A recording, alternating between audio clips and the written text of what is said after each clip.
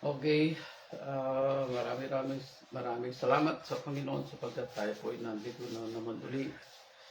So, bagamat pa sa umaga ay meron pong maraming dapat gawin pero kailangan iuna po natin ang ating tungkulin sa Panginoon, lalo na sa pangangaral upang ang bawat mga tao ay magkaroon muna ng ah, ano bang tawag doon? Parang karga na bala sa kanilang mga Armalite sa bago harap sa pagkikipagdigma. We know that every day, alam natin na every day ay meron po tayong inaharap na mga labanan. Hindi lamang po sa sanlibutan, kundi maging na rin po sa ating sarili. Sabi nga po ng maraming mga mangangaral, ang pinakamahigpit na kalaban ng isang Kristiyano o ng tao ay ang kanyang mismong sarili. So we have to maging disiplinado at magkaroon po tayo ng isa sa mga fruit of the Holy Spirit ay ang self-control. At tayo po ay maharap sa isang panibago po na mga suliranin sa ating bansa. Marami na po ngayon ang mga nagtatanong na ano ba ang nangyayari talaga. At we have to prepare for something big. Sabi nila this February 25. At alam natin yun ay isang pinag-seselebrahan nila sa EDSA, sabi nila revolution, though wala naman pong nangyaring revolution dahil wala naman pong nangyaring labanan, walang pumutok na mga baril sa panahon na yon. But still they are mayroon pong paghahanda. We know that everything will work together for good para sa ating bansa. At ito'y mga nangyayari. At ang isa po sa mga ang sinasabi ko sa maraming nagtatago ng mga pera nila, especially tig 1,500. So, kung na yung mga yon sa bangko, baka po maya-maya bigla pong i-demonetize yung mga pera na yan, na 500 and 1,000 kawawa po kayo kung kayo po mayroong nakatagong napakalaki. Di pa po natin alam kung ito'y mangyayari, but there is a rally na not rally na nagsasabing government must demonetize the 1,000 and the 500 sapagkat yun po ang ginamit sa corruption ng mga nakaraang panahon. So we have to pray for this kasi po malaki po ang epekto nun sa ekonomiya. At maaaring magkaroon ng inflation kung sakali pong mangyari yun. But still, God knows what to do para sa ating bansa. And patuloy din po natin panalangin ang nangyayari po sa Middle East ngayon, between Iran and Israel, ang United States and Israel. Ngayon po nagkakampi-kampi na po magkabila. Ang Russia, China, ang North Korea, ang Iran ay nagkakampi-kampi na po. At ang Amerika, ang Iran, mga Saudi Arabia ay nagkakampi-kampi na rin. So, we don't know what will happen. But we know, bago mangyari, ma-establish yung pong one world government, kailangan pong magkaroon muna ng chaos sa buong mundo. Iyon po ang style nila. It is a secret at ito po ay lumalabas na ngayon. Yung pong pandemic na nangyari nung nakaraan, alam natin nagawa ito ng tao. Nagpalabas sila ng mga virus, pero sila rin po ang gumawa ng gamot. What's the purpose? Money. So, ito po ang kaparaanan ng tao. Siya po ang gagawa ng gulo, pero siya rin po ang aayos. Ganun po ang ginagawa ng tao ngayon. So, ito'y malapit ng magbukas. Alam natin, pagdating ng Panginoong Jesucristo, lahat ng ito ay kanyang tatapusin. Amen. We are happening ngayon sa worldwide na nangyayari ngayon. Kung nagmamasid po kayo, Hindi para takutin ninyo yung sarili nyo, para makapaghanda po tayo na at lalo tayong maniwala na we are on the end time. We are on the end time. Hindi na po tayo naglalaro at parang isigulaki na sa mga panahon na ito. Tapos na po yung lahat ng yon. Kailangan po nakafocus ang ating mata, ang ating puso, ang ating isip, ang ating kaluluwa, ating espiritu sa Panginoon Kristo nitong mga panahon na ito. So let's all pray. Salamat po, Ama, sa iyong kabutihan. Salamat po sa iyong pag-ibig. Salamat po. We know, Lord God, palagi namin tinatandaan ang iyong mga salita sa Isaiah 41, 10 and 13. Though ang pangako mong ito, Panginoon, ay iniukol mo kay Jacob na siyang Israel. But we are the spiritual Israel today, O God. Sapagkat hindi lang mo kami, hindi dahil sa kami ay mga Hudyo, mga Hebreo, kundi dahil kami ay sumampalataya sa iyong bugtong na anak na ang aming Kristo, na ang iyong plano, Panginoon, ay ginanap niya sa panahon ng kanyang pagparito.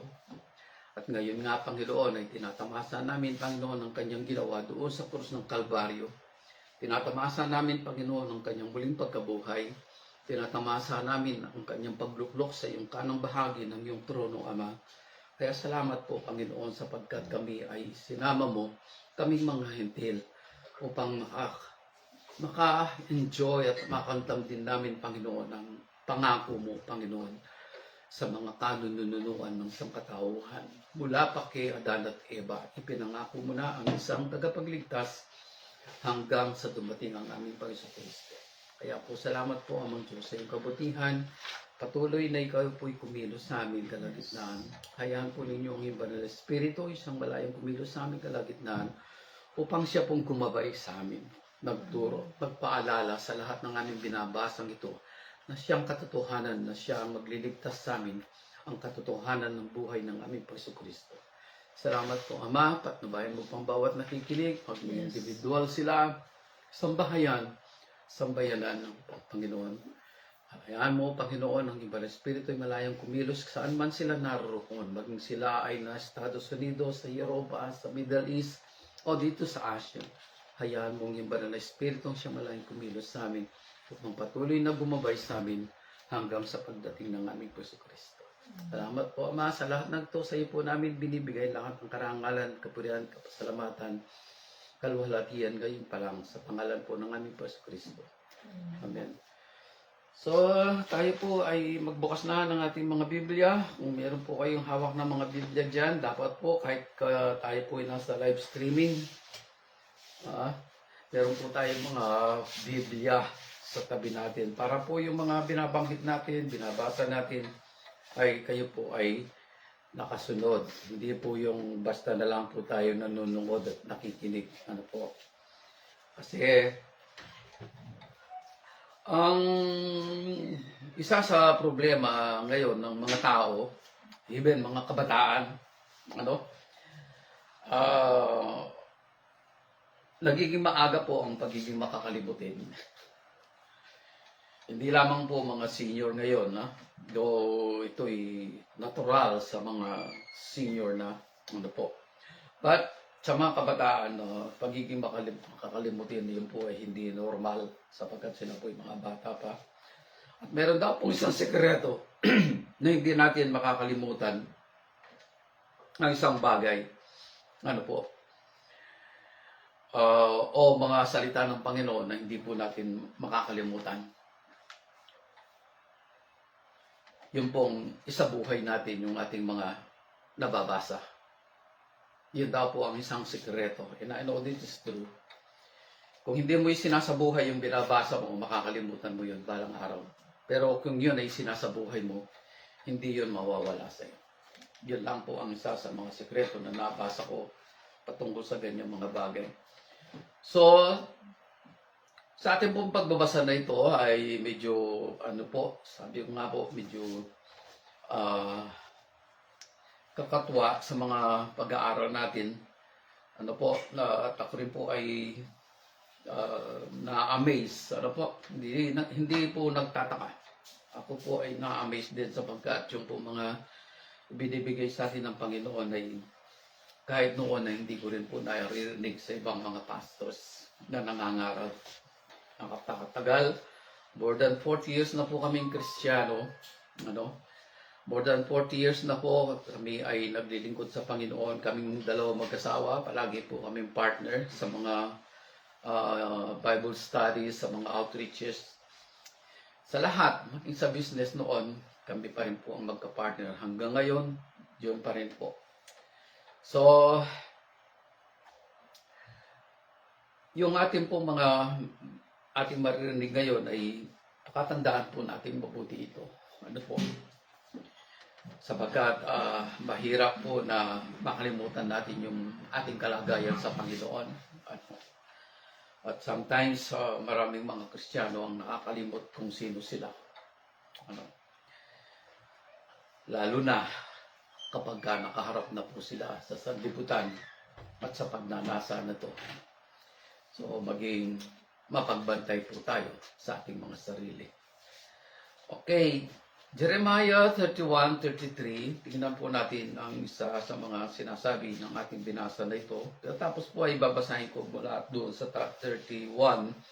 Pero babasahin natin yung pong pinaka, main text. Ano po? Ganito ang gagawin kong tipan sa Israel. Ganito ang gagawin kong tipan sa Israel. Itatanim ko sa kanilang kalooban ang aking kautusan. Isusulat ko sa kanilang mga puso. Ako'y magiging kanilang Diyos at sila ang magiging bayan ko. So,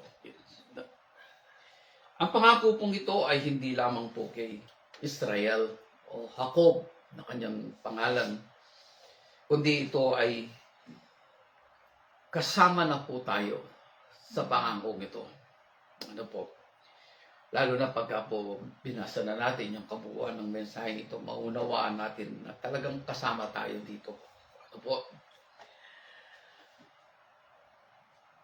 Ang sabi po dito sa verse 31 na ating binasa kanina, na 33 ay magpapasimula sa 31, sinabi pa ni Yahweh, ano po? Darating ang panahon na gagawa ako ng bagong pagkikipagtipan sa Israel at Huda. Ito'y di gaya ng tipang ginawa ko sa kanilang mga ninuno nang ilabas ko sila sa Ehipto. Bagamat sumira sila sa kasunduan namin, nagtiyaga ako sa kanila. Ito po yung ating Diyos, Ama. Ano po? Nagtiyaga ako sa kanila sa kabila na hindi sila tumupad at sumira sila sa aming kasunduan. A covenant po. Iyan po ang sinasabi sa English. Ang sabi dito sa English, para makita po natin na talagang ganun po ang sinasabi ng Panginoon. The Lord says, the time is coming when I will make a new covenant. Tingnan po ninyo, covenant. When I will make a new covenant with the people of Israel and the people of Judah. It will not like the old covenant that I made with their ancestors when I took them by the hand and led them out of Egypt. Although I was like a husband to them. Nawala po yun sa Tagalog, ano? Although I was like a husband to them, they did not keep that covenant. Tingnan po ninyo. Parang inahalimbawa po pa rin dito yung covenant between a marriage. Ano po? Meron kayong pangako sa bawat isa na kayo'y magsasama sa hirap, sa ginhawa, sa sakit, kalusugan, sa kakulangan o sa kasaganaan. So kayo po ay nag-covenant na mag-asawa. So parang ganito rin po ang sinasabi ng Panginoon.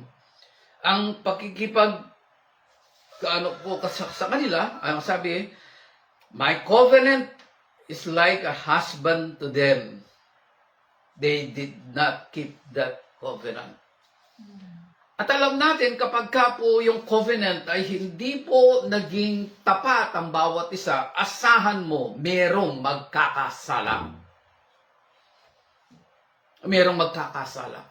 Kapag hindi po talaga pinanghawakan na mabuti yung pangakong yun between two people in marriage. So, ganito po yung nangyari sa bansang Israel. Ano po? At Huda. Subalit sa kabila ng lahat ng ito, ang sabi ng Panginoon, ako ay nagtiyaga. Ako'y nagtiyaga. Nagtiis. Nagpasensya sa kanilang mga kasalanan. At sa kahuli-hulihan sinabi ng ating Panginoon sa verse 33, ganito ang gagawin kong tipan sa Israel. Itatanim ko sa kanilang kalooban ang aking kautusan, isusulat ko sa kanilang mga puso. Ako'y magiging kanilang Diyos at sila ang magiging bayan ko. Sa kabila ng mga pagsuway, kasi sa kabila ng katigasan ng ulo, nandun pa rin po ang habag ng Diyos. Pero tandaan po natin, kahit naman po ang tao, mayroong hangganan ang kanyang pagtitimpi. Ganun din naman po sa Diyos. Mayroong pong hangganan ang kanyang pagtitimpi. Yung po'y nakasulat sa sulat po ni San Pedro. Ano po? Kaya nga nagtitiis ang Panginoon at nag-hold pa rin ang kanyang parusa sa sanlibutan sapagkat tayong mga anak niya ay binibigyan niya ng pagkakataon na magsisi at magbalik loob sa kanya. Ano po? Kaya po, hindi pa po dumarating ang ating Panginoon sapagkat meron pang dapat magbago sa loob ng iglesia. Meron pa pong dapat magbago at meron pa pong dapat mabago sa loob ng iglesia. So, kung atin titignan ang ganitong bagay, meron pong isang bagay na ginawa ang Panginoon, which is, kahit ako po na-amaze nung mabasa ko ito at tinignan ko mabuti. So, nang ginagawa ko na po yung outline na yun, so, humingi ka po ng guide sa Panginoon kung ano ba yung pagkakasunod-sunod talaga ng mga talata na ito. At ang isa po sa mga bagay na ipinakita ay ito po, tingnan natin. Sa Deuteronomy, tingnan po natin ito. Kasi gagawa po siya ng bagong tipan, di ba, sa atin. Hindi lang po ito sa Israel, hindi lang po ito sa Judah, kundi sa lahat ng mga anak ng Diyos, lalo na sa kasulukuyan. Deuteronomy 17, 18 and 20, tingnan po natin ito.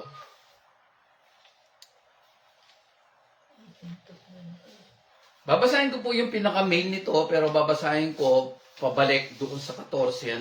Pero yung babasahin natin yung pinaka-main na pinupunto nitong Deuteronomio. Medyo nakaka-twisted po ng tang itong nito sa Tagalog. Deuteronomio. Sabi ito, verse 18, ng chapter 17, kapag siya'y nakaluklok na sa trono, yan po dito. So isipin po natin, ang pinutukoy ng ating binabasa nito ay patungkol sa isang hari na hihingin ng bansang Israel kapag na sila po ay nasa lupang pangako na Alam na ng Panginoon na ganun ang gagawin ng mga Israelita. Hihingi sila ng isang hari. Para silang, nahihinggit sa ibang mga bansa sa paligid nila. Dahil yung ibang bansa, mayroon silang mga hari. So, sabi dito, itong hari na pipiliin, sabi ng Panginoon, kapag siya ay nakaluklok na sa trono, gagawa siya ng isang kopya ng mga kautosang ito gagawa siya ng isang kopya ng mga kautosang ito na nasa pag-iingat ng mga saserdote. Ano po? Yung po mga saserdote naglilingkod sa templo. Ito ay para sa kanya. Ito ay para sa kanya at babasahin niya araw-araw upang magkaroon siya ng takot kay Yahweh. Upang magkaroon siya ng takot kay Yahweh. Ang sabi dito na, sa gayon, hindi siya magmamalaki sa kanyang mga kababayan. Ano po? Kasi po, baka magkaroon ng pride sa kanyang sarili dahil siya po ang hari. At hindi lilihis sa mga tuntuning ito. Kung magkagayon siya at ang kanyang mga anak ay mamamahala ng matagal sa Israel. Ano po? Ito po ay pangako ng Diyos Ama sa ating Panginoon Kristo. Ano po?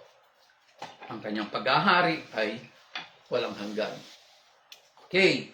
Doon sa verse 14, tingnan po ninyo, why nasabi po ito ng Panginoong Diyos Ama? Ano?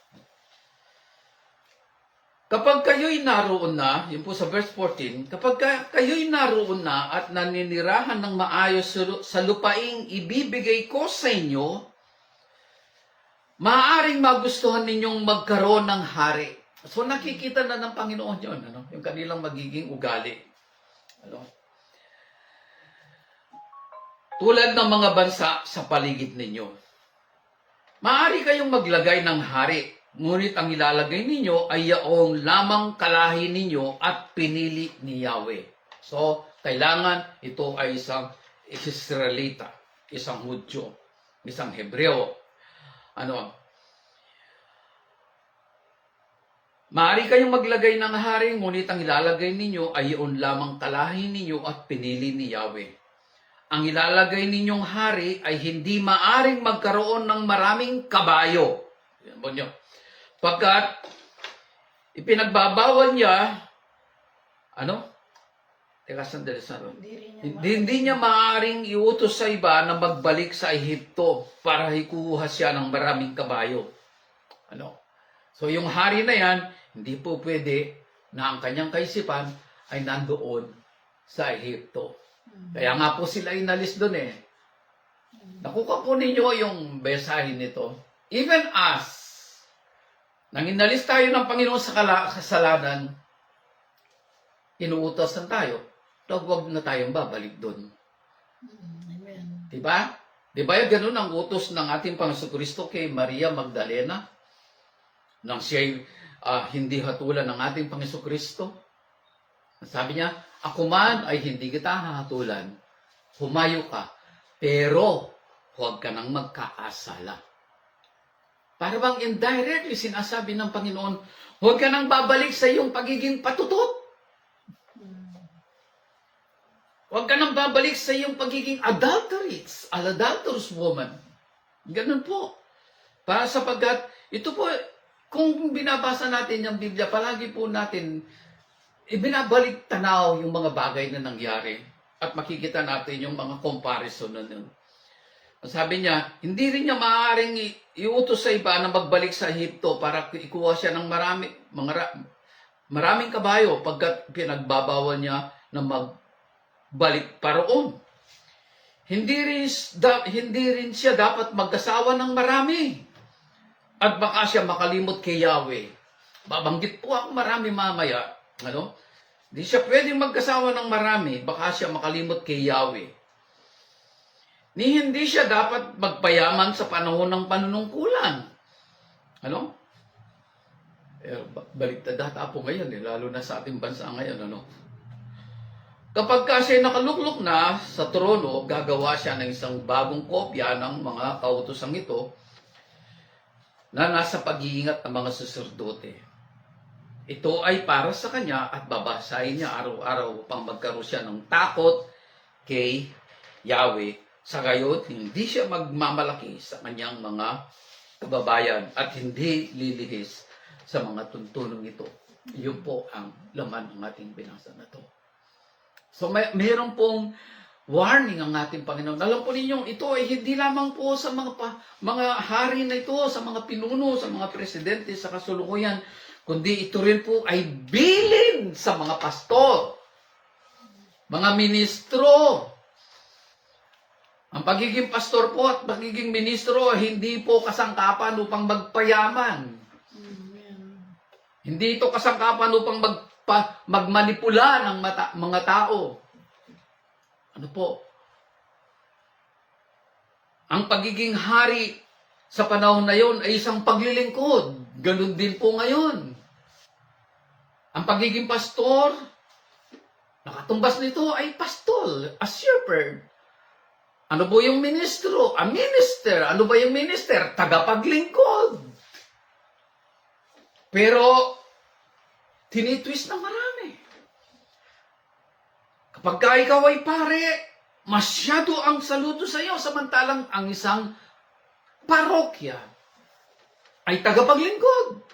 Hindi pinaglilingkuran. Di ba ang ating Panginoon Kristo? Ganun ang bilin niya. Kahit siya mismo ay dumating upang maglingkod. Hindi upang siya paglingkuran. Nang umabot na sa kasukdulan ang kanyang ministeryo, siya'y pinatay. Pinako sa krus at muling nabuhay. At ngayon ay nakaluklok sa kanang bahagi ng Diyos. At doon pa lang talaga ibinigay sa kanya ang nasusulat sa Hebreo na siya'y dapat sambahin ng lahat ng nilalang.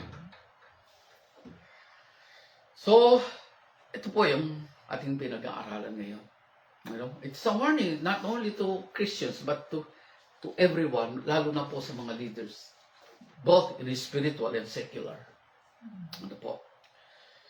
Kasi naalala ko po nung minsan, namatay po yung isang kamag-anak ng misis ko, doon po sa Holy Mary noon, Memorial Park.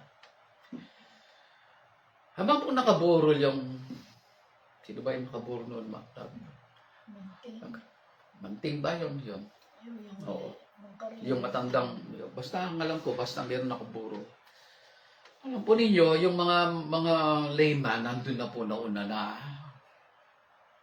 Nauna na yung mga layman, nandun na po, matatanda na po sila, may mga puting bukong na po yung iba. Naghihintay po sila, akala ko sinong hinihintay.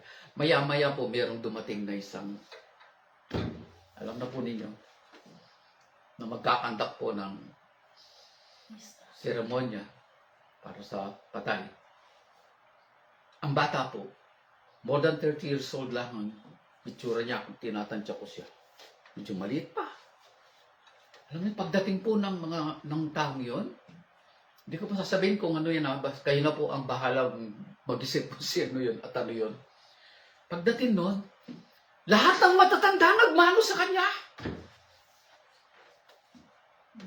Nagulat ako, ay, ba't ganun? Ang bata-bata mo, pero ba't itong mga matatanda na to, mga layman nagsimano? Wow, sabi nga po iba. Sa akin po, meron pong isang nagmamano po ako sa isang matanda. Sasabihin ko pong pangalan sapagkat hindi na po kailangan itago. Si Nanay Fe Cruz. So at pong magmamano ako sa kanya, inaalis po niya yung kanyang kamay. Mahigit na po siyang 90. Noon, 80. Alam ko mahigit na siyang 80 noon Pag mamamano ako sa kanya, inaalis niya yung kamay niya. Ay, sabi niya sa akin, pagkamat ayaw kong narinig yung term na yun Pastor, sabi niya, hindi ka dapat magmano sa akin. Ako nga dapat. Ay, nice, sabi ko, hindi po. Hindi po. Kasi po ganun ang nasa kaisipan ng marami ngayon Sabi nga po ng aking kaibigan si Brother May Enriquez, yung maong kaibigan ko, ang nakakalungkot ngayon sa maraming mga tao sa loob ng church, yung kanilang pastor parang gusto ng sambahin na parang Diyos. Yun po ang napunan niya. Which is, hindi dapat. Ang isang pastor, ang isang ministro, ang isang pare ay tagapaglingkod. Hindi pinaglilingkuran. Kaya sabi po kay Nanay Fe, na hayaan po ninyong magmanuwak sa inyo. Kasi gusto ko pong marinig yung sasabihin ninyo pagka ako'y nagmano. So sabi niya, bibigyan niya yung kamay, babalik niya. Tapos magmamano po ako. Sabi niya sa akin, God bless you. Yun po ang gusto kong marinig, Nay. Kapag ka magmamano sa iyo. Yung bendisyon ninyo. God bless you. Ba? So, in a way, balik tayo sa tayo napunta. Ngayon, ang sabi ng Panginoon, sa Deuteronomy, alam ko kung hihingi kayo ng isang hari. Ano? Dahil hinggit sila sa ibang mga lugar na mga bansa dahil kanya-kanya silang mga hari. Alam po ninyo, kung tutuusin, yun po ay isang kalungkutan sa Panginoon. Tutuusin. Kasi ang Diyos, alam natin, siya ang Diyos, siya ang ating Panginoon, at siya pa rin ang hari, ang ating Diyos Ama. Bakit kayo hihingi ng isang hari? Diba? Kung titingnan natin mabuti yung sitwasyon na yan. But still, pinagbigyan sila ng Panginoon. Ano ang nangyari? Imbes na maging mabuti, ay naging halimbawa pa ng kasalanan sa mga naging hari sa bansang Israel. Madalang lang po talaga yung mga naging mabuting mga hari doon sa Israel sa panahon ng kasaysayan. Madalang. Unang hari, dahil pinili ng Panginoon si Haring Saul. Alam po ang nangyari kay Haring Saul. Siya ang unang hari na pinahiran ng Diyos sa pamamagitan ni Samuel. Hindi po siya nakapasa sa panuntunan ng Diyos. Bagkus siya po ay nagkaroon pa ng kaisipan na nauuna pa siya sa pagdedesisyon kaysa kay Propeta Samuel, which is hindi po dapat. Kailangan lahat ng desisyon ng isang hari sa panahon na yon ay meron alam ang mga propeta. At bago gawin ang isang bagay, kailangan muna yung propeta ay sumangguni mo na sa Diyos. Bago gawin ang isang bagay. Naglagay nga ang Diyos ng hari, pero mayroong mga propeta na namamagitan between God and the King. So nakikita po natin ngayon, even us today, mayroong namamagitan sa atin. Not us, pastor. Ang tungkulin lang namin sa inyo ay gabayan kayo, palalahanan kayo. Kung mayroong nagkakasala, i-rebuke kayo, ituwid kayo. Yun po ang tungkulin namin. We stand before God. Kami po ang mananagot as a shepherd. Yan po ang hindi nakikita ng marami. Kaya akala mo yung pagiging pastor, ministro ako. Pastor ako, ministro ako. Pari ako. No. It is servanthood, it is a responsibility, and it is an accountability. Napakabigat po. Kaya noon po, ayaw ko talaga maging pastor. Totoo lang. Ayaw ko. Kahit taon lang ako nag-aaral sa Bible School, ayaw ko maging pastor. Tawagan namin pastor. No, I don't like that word. Not because I don't like it. Dahil alam ko kung ano ang responsibilidad at pananagutan. Pero kung minsan tuwang-tuwa pa sila, si pastor ganyan, si pastor ganyan. Ang ganda ng tunog sa kanilang mga tenga. But still, they forgot the responsibility and the accountability. Nakakatakot po. Nakakatakot po. Kaya nga po sabi ni Pastor David Candelaria sa amin noon, kami nag-aaral sa mga babae, na ano yan, magiging pastor ba yan, magiging pastora ba yan? So sabi niya, kung kayo'y nangangarap na maging pastor, sabi niya sa mga babaeng kaklase namin, magpakalalaki kayo. Because a shepherd is a work of a real man. Gulat po kami, pati mga kasama namin, mga kaklase namin. Gulat sila. That is true. Nakita ko po kung gaano kabigat ang tungkulin ng isang pastor. Hindi mangangaral. Madali po ang mangaral. Madali. Yung iba nga, kumukopya nga lang ng ano no? Pero, when it comes to message na galing sa Panginoon, kung ano yung hihingin mo, napakahirap po. Akala ng iba, madali. No, it is not. You have to pray. You have to pray. Kung minsan, nag-i-struggle ka pa sa sarili mo. Hello? But still, in all of this, God is merciful. Tulad nitong binigyan niyo sa atin yan. No? Alam natin ang kasalanan ni Haring Saul. Tinangka niyang patayin si Haring David na dapat siyang papalit sa kanya. Nung maghandog sila, hindi niya hinintay si Haring Samuel at siya na ang nauna.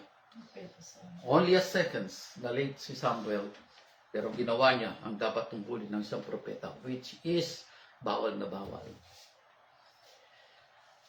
Pagkatapos pumalit si Haring David, bagamat tinatawag na after God's heart.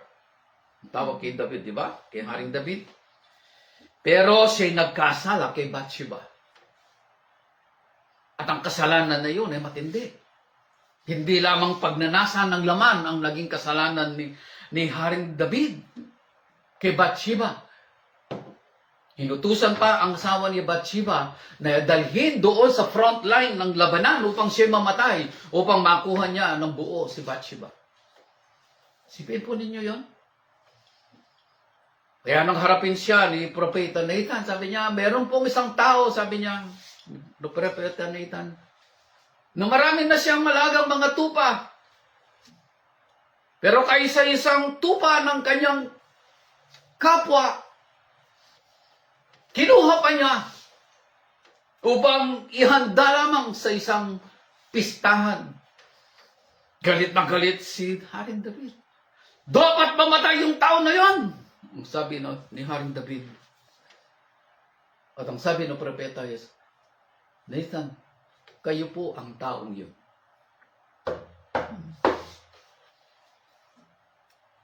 Meron ang ibang mga asawa si Haring David. Which is na pinagbabawal po ng Panginoon doon sa ating binasa kanina sa Deuteronomy. Pero meron na siyang ilang asawa na. Bakit pa niya pinagnasahan si Bathsheba? Ang sabi ng ibang mga nagkukwento, tinugso daw ni Bathsheba si Haring David. No!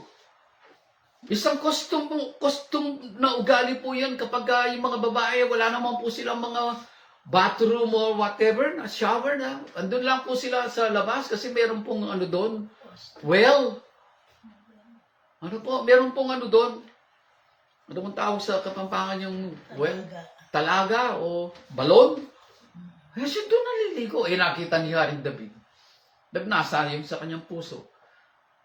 At yung isa sa mga nag-correct ng kasaysayang yan, sabi niya, Bathsheba is only a victim.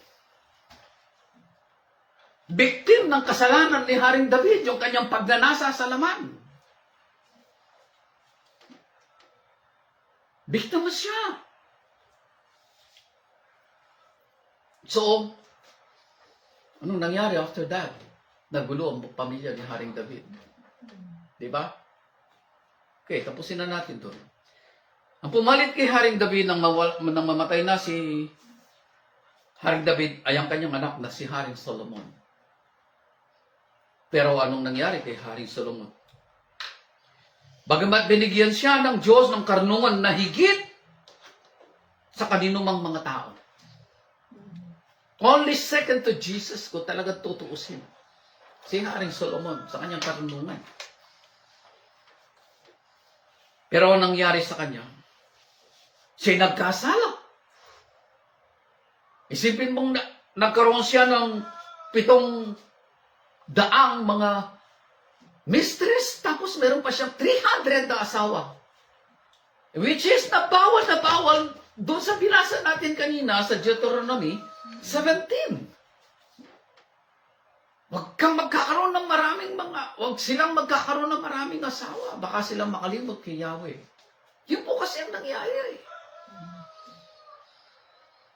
At ang sapit sa pinakasama sa nagawa ni Haring Solomon ay yung ipanasok niya sa templo ng Diyos ang isa sa mga Diyos-Diyosan na naging asawa niya na taga-Ehipto. Hindi ko lang po masyadong maano kung talagang Egyptian yun. Yung Diyos-Diyosan ng kanyang asawa na yon na isang pagano, which is bawal pa rin. Do not equally yoke with the unbeliever, sabi po sa atin ngayon. Sa kanila, bawal na bawal mag-asawa ang isang Hudyo sa hindi Hudyo. Pero ito, nag-asawa pa ng isang paganong babae, tapos yung Diyos-Diyosan niya, pinasok pa niya sa templo ng Diyos. Which is a great blasphemy. A great blasphemy. Kaya si Haring Solomon hindi nasama sa Hall of Fame ng Book of Hebrew.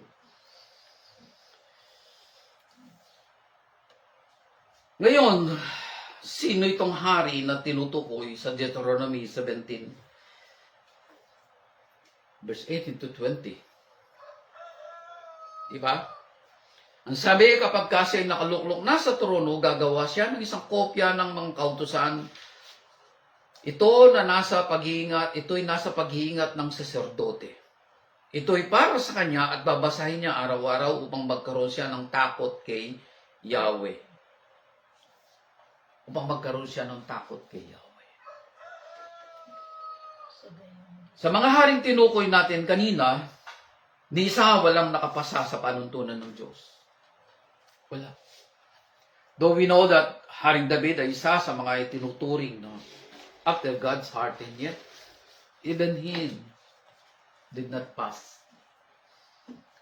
Dahil na lamang sa kahabagan ng Diyos, sa pag-ibig ng Diyos, sa kanyang paghahirang sa kanya, mula sa mga ninuno nila kay Abraham, na siyang pinangakuan ng isang pangako. It is because of the promise of the covenant of God to Abraham. Kaya ang mga taong ito ay hindi nalipol hanggang ngayon. Aling bansa ba ngayon ang noong una ay nandun na, pero ngayon ay wala na. Like Babylon, wala na. So, kaya nga may mabuting balita. After all these things na masasabi natin, sabi niya, nakakalungkot naman, but still, mayroong mabuting balita sa atin. Ito ang tingnan natin at pag-aralan at isabuhay. Ano po? Atin itong pag-aralan at isabuhay. Medyo mahaba-haba po itong ating babasahin. Ano po? At nais ko na tayo po ay maging seryoso dito. Sapagkat nandito po ang tinutukoy ng ating Panginoon Kristo. Doon sa ating pinaka-main text. Ano po ba yung main text natin? Jeremiah 33. Ganito ang gagawin kong tipan sa Israel. Ganito ang itatanim kong tipan sa Israel. Itatanim ko sa kanilang kalooban ang aking kautusan. Isusulat ko sa kanilang puso. Ako'y magiging Diyos nila at magiging bayan ko. Yun po ang pangako ng Diyos. Alam po ninyo, itong Jeremiah na ito, pakatandaan po natin, ang the book of Jeremiah, si Jeremiah, naisulat po ito during the captivity of Israel to Babylon. Kaya kung babasahin po ninyo ang book of Jeremiah, nandun po ang kasaysayan na nakakalungkot na nangyari. Kung paano ang pagsuway ng bansang Israel, kaya sila ipinabihag sa Babylon. At kung susunod na babasahin po ninyo ay ang lamentation na tinatawag na panaghoy Doon po ninyo makikita ang karanasan mismo ng bansang Israel sa kanilang pagkakatapon. At ano ang nangyari sa bansang Israel na naiwan at ang mga nangyari doon sa Babylonia. Nakakatakot po kung babasahin po ninyo ang panaghoy. Kaya nga po, ang tawag dito, panaghoy, lamentation. Ano po? Meron pong nakasulat doon, during that day, nang masyado na silang nagutom at wala nang makain, nangyari po ang cannibalism. Mga anak nitong mga ina na namamatay ay kanilang kinakain sa panahon na yun. Grabe po, nakakakilabot. At sabi ng isang ina na namatayan at kinakain na nila yung kanyang anak, sabi niya, pag ikaw naman namatay ang anak mo, siya naman ang ating kakainin. Ganun po ang nangyari sa bansang Israel sa panahon na yun. Huwag na po nating hintayin yung panahon na yun na darating. Even on these last days, God will provide all our needs. Amen. Even in the time of tribulation, God still will provide all our needs. Amen. Huwag po kayo magtaka kung paano. God knows kung paano niya ito gagawin. So, tingnan po natin ang Hebreo. Buong kabanata po ang ating babasahin. Ano? Pagkatapos magtatapos na tayong pansamantala. Ang sabi dito, Hebrew chapter 10, tuloy-tuloy po ako, no? Kung minsan tumitigil lang ako ng kaunti. Ang kautusan ay malabong anino lamang. Ano po? Ang kautusan ay malabong anino lamang. Yung pong mga 10 kautusan at yung pong mga kautusan na isinulat ni Moses. Ano po? Ang kautusan ay malabong anino lamang at hindi ganap na larawan ng mabuting bagay na darating. So it's only an introduction, but it is not the content. Kung baka sabi ng mga banyaga. Hindi ito nagpapabanal sa mga lumalapit sa Diyos sa pamamagitan ng mga hinihandog taon-taon. Yung kanila pong paghandog ng mga tupa, kambing, baka. Hindi po yan sabi, hindi ito nagpapabanal sa kanila, bansang Israel. Kung napatawad na nga ang mga lumalapit sa Diyos sa pamamagitan ganitong mga handog, wala na silang alalahanin pa tungkol sa kanilang mga kasalanan. At hindi na kailangan maghandog pa. So, subalit ang mga haing ito, pa nga. Yung mga haing ito pa nga. Ang taong-tao'y nagpapagunita sa mga tao sa kanilang mga kasalanan. Yung yearly offering nilang yon, lalo pong nagpapaalala sa kanilang kasalanan eh. Every year na lang pinapaalala ng Panginoon sa kanila yung kanilang mga kasalanan. Sapagkat ang dugo ng mga toro at mga kambing ay hindi nakapapawi ng mga kasalanan. Ano nyo? Even those, anong tawag doon? Mga sakripisyo, yung mga rituals na yan. They're turning the water into blood and blood to well. They are not. Hindi ito nag-aalis ng ating mga kasalanan at naglilinis ng ating kasalanan. Hindi po ang nasabi niya ng banal na kasulatan. Dahil diyan nang si Kristo'y manaog sa sanlibutan, ano po? Nang siya manaog sa sanlibutan, though we know that He is the Word of God, and He is with God since the beginning. Sinabi niya sa Diyos, ang mga haing at handog ng mga hayop ay hindi mo ibig, kaya't inihanda mo ang aking katawan upang maging hain. Doon po pumapasok, the Lamb of God will take the wins of the world. Siya po ang naging gordero na ihahandog para sa kasalanan. Verse 6, hindi mo kinaligdan ang mga handog na susunugin at ang mga handog dahil sa kasalanan. Kaya't aking sinabi, ito pong nagsasalita ang ating Panginoon Kristo dito. Kaya't aking sinabi, narito ako, O Diyos. Sino nagsasalita? Ang Panginoong Kristo. Sino ang tinawag niya at sinabihan niya? Ang Diyos mismo.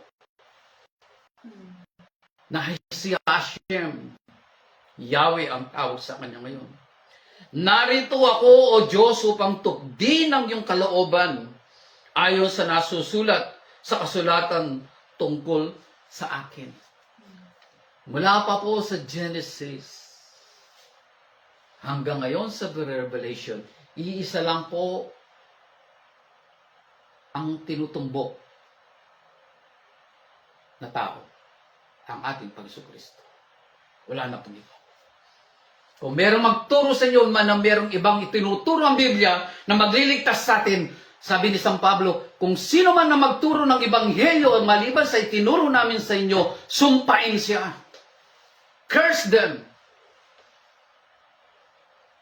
Sapagat iisa lang po ang nagbigay ng kanyang sarili bilang isang malinis, walang kapintasan na handog, the Immaculate Conception na tunay na tinatawag ang ating Panginoong Jesucristo. What is Immaculate Conception? Pure when concepted. Sinabi muna niya sa verse 8, hindi mo inibig o kinalugdan ng mga ahin at handog ng mga hayop, mahandog na susunugin at mga handog dahil sa kasalanan. Bagamat ito'y inihahandog ayon sa kautusan. Sa kanya sinabi, narito ako upang tukdin ang iyong kalooban. Kung nagsasalita dito, yung ating Panginoon Kristo, narito ako upang tukdin ang iyong kalooban, to do thy will.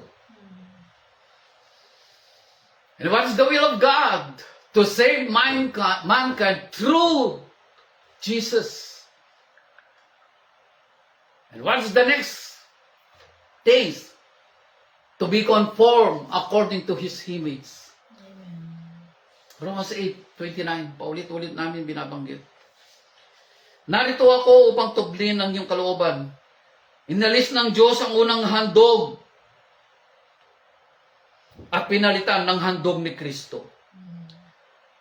At dahil sa kanyang pagsunod sa kalooban ng Diyos, nilinis tayo ni Jesucristo sa ating mga kasalanan sa pamamagitan ng minsang paghahandog na kanyang sarili. At ito'y sapat na. Amen. Pero yung mga ginagawa sa mga ritual, sa mga kung ano-anong mga ano ngayon, paulit-ulit. Isa lang naman ang iniutos ng Panginoong Jesucristo upang siya alalahan natin. Itong tayo po ay nagkakatipon para sa Kanya at tayo nagpipira-piraso ng tinapay at umiinom ng wine na tanda ng Kanyang dugo bilang pagkilala sa Kanyang kamatayan. Ng Kanyang dugo ay binubo para sa atin. Yun lang, wala na. But some are doing it para bang pinapakita, hindi tapos ang ginawa ni Jesucristo. No. Tapos na. Verse 11, bawat saserdote ay nakatayong naglilingkod araw-araw at naghahandog ng yun at yun ding mga hain. Subalit hindi nakakapawi ng kasalanan ang mga hain yun. Ngunit si Kristo ay minsan lamang naghandog dahil sa mga kasalanan at iyo'y sapat na. At iyo'y sapat na. Amen. Kailangan na lang po tayong sumampalataya, magtiwala sa ginawa ng Diyos sa pamamagitan ng ating Panginoong Kristo. Amen. Pagkatapos lumuklok siya sa kanan ng Diyos. Now, He's sitting on the right hand of the Father. Pagkatapos lumuklok siya sa kanan ng Diyos. At naghihintay siya roon hanggang sa lubusang pasukuin sa kanya ng Diyos ang kanyang mga kaaway. Who are his enemies? Satan? The evil spirit? No! Ang kasalanan at mga taong gumagawa ng kasalanan. Verse 14, sa makatuwid sa pamamagitan ng isa lamang paghahandog ay kanyang pinagpaging banal magpakailanman ang mga nililinis niya. Hallelujah. Maiiyak po tayo dito eh. Kung hindi po kayo naiiyak dito at kinikalabutan, ewan ko lang kung anong problema sa inyo.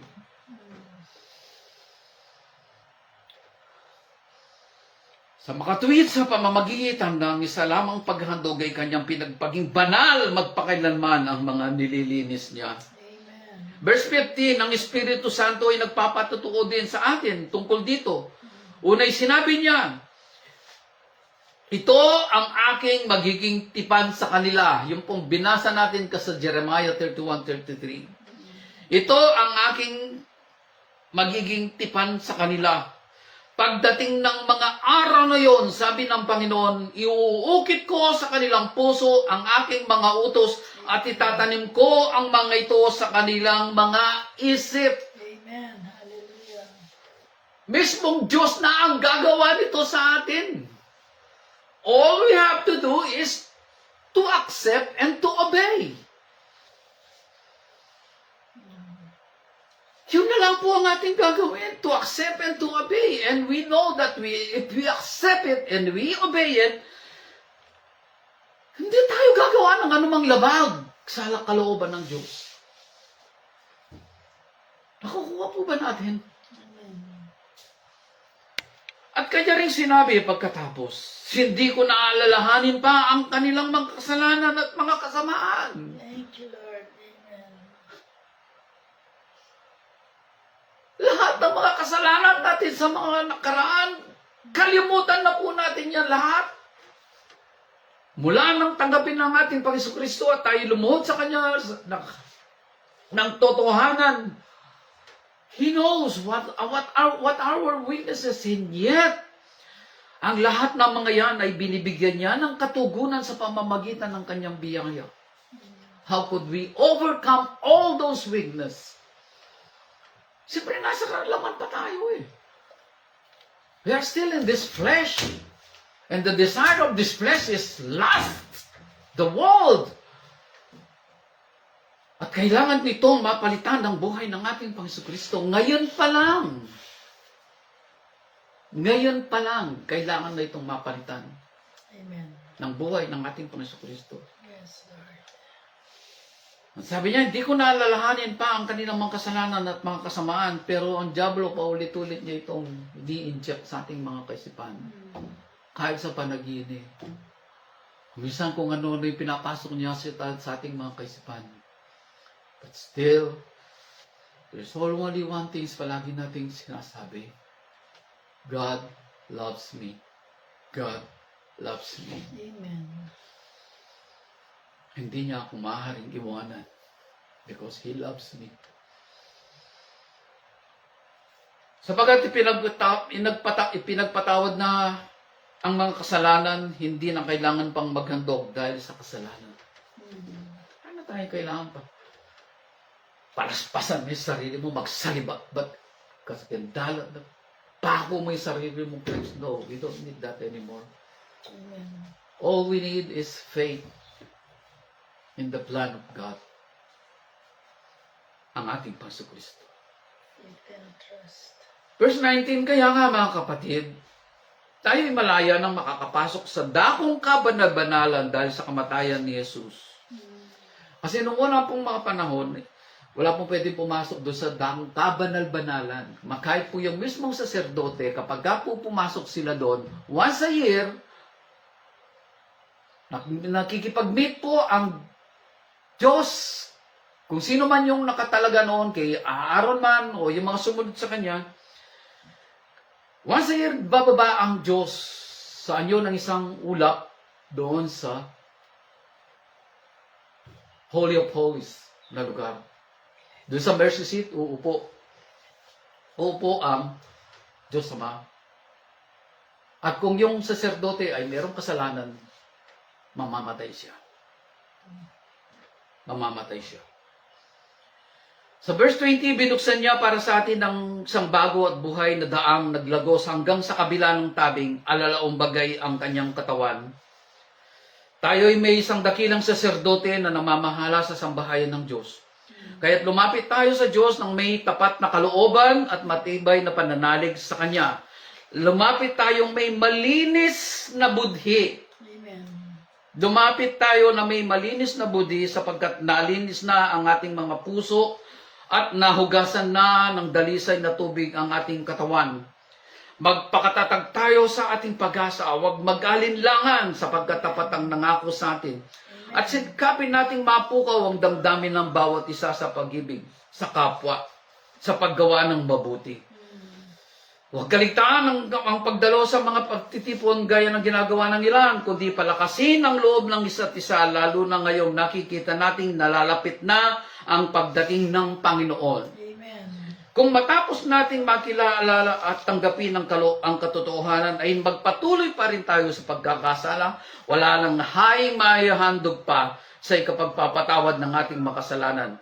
Wala nang natitira kundi ang nakapangingilabot na paghihintay sa darating.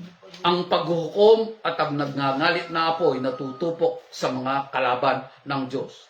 Batay sa patutuo ng 2 o 3 saksi, ang lumabag sa kautusan ni Moses ay walang awang pinapatay. Ganon kabigat na parusa. Ganon kabigat na parusa sa kaakala ninyo ang nararapat sa taong humamak sa anak ng Diyos. Sa lumaspastangan sa dugo na nagpatibay sa tipan at nagpabanal sa Kanya, sa umamak sa mahabaging espiritu. Sapagkat kilala natin ang nagsabi ng ganito, ako ang maghihiganti, ako ang magpaparusa, at siya rin ang nagsabi, hatulan ng Panginoon ang kanyang bayan. Kakilakilabot ang hatol ng Diyos na buhay sa mga taong gumagawa nito. Verse 32, alalahanin niyo ang mga araw na nagdaan, kung paano kayo nagbata ng matinding hirap matapos kayong maliwanagan, ngunit hindi kayo nadaig. Sana po, Sana po. Amen. Kung minsan tayo na inaalipusta, pinahirapan sa harapan ng madla, at kung minsan naway karamay tayo ng mga kasamang pinahirapan ng gayon, hindi pa po natin dinaranas ito ngayon. Kaya dinamayan ninyo ang mga nabibilanggo at hindi kayo nalungkot ng gagawan ng ari-arian sapagkat alam ninyong higit na mabuti at nanatili ang kayamanang nakalaan sa inyo. Kaya't huwag kayong mawala ng pagpananalig sa Diyos sapagkat taglay nito ang dakilang gantimpala. Kinakailangan kayo'y kinakailangan kayo'y magtiis upang masunod ninyo ang kalooban ng Diyos at matanggap ang kanyang ipinangako. Kailangan ninyong magtiis. Tiisin ninyo ang pita ng inyong mga laman.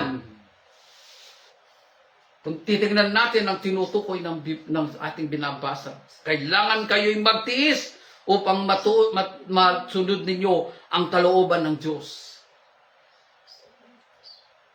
Sapagkat kaunting panahon na lamang na hindi na magluluwat, ang paririto ay darating. Amen. At ang tapat kong lingkod ay nabubuhay sa pananalig sa akin. Ngunit kung siya'y tumalikod, hindi ko siya kalulugdan. Ngunit hindi tayo kabilang sa mga tumatalikod at napapahamak, kundi sa mga nananalig sa Diyos at sa gayoy naliligtas. Amen. Now, asan po yung ating tema ngayon? The King on the throne. Ang ating hari ay nakaluklok sa kanyang trono. Who is that King? It is Jesus. Yung po nakasulat sa Pahayag 19:16. He is the King and the Lord of Lords. Ngayon ang tanong.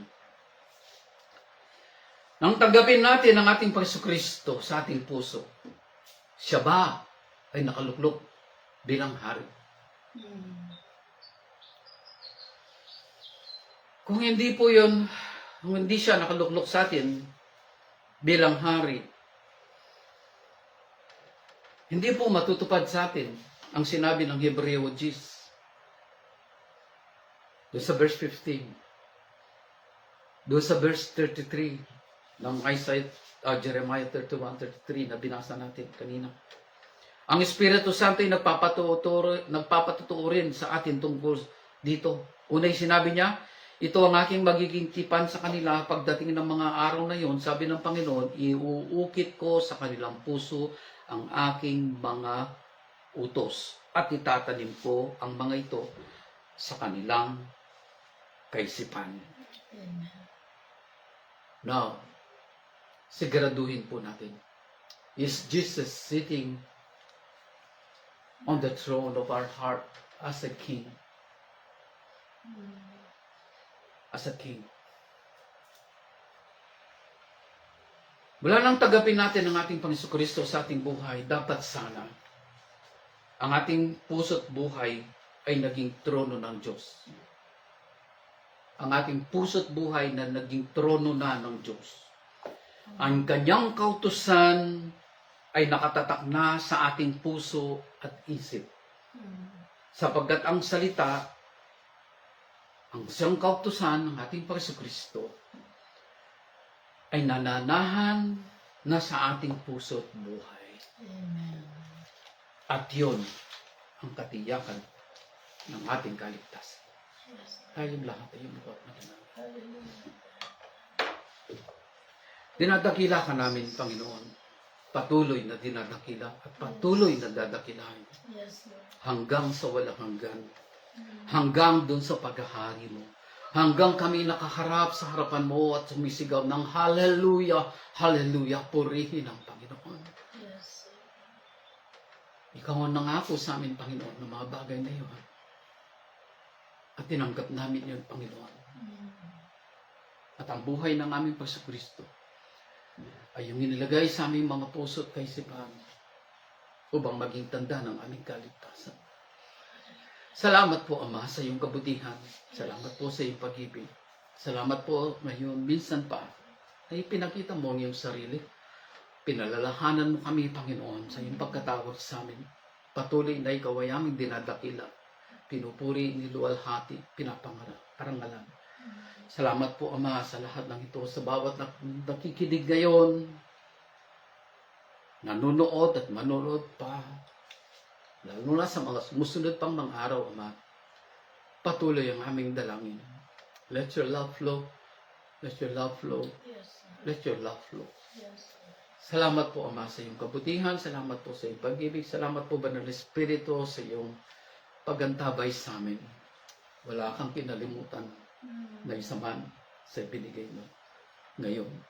Salamat po, Ama. Sa lahat ng ito, Amang Diyos, sa iyo po namin binibigay ang lahat ng kapurihan at kasalamatan sa aming pansamantalang paghiwa-hiwalay. Yes. Ang iyong pag-ibig ang siyang patuloy na manahan sa amin upang ipadama namin ito sa aming kapwa, Yes. lalo na sa mga kapatiran sa Iglesia.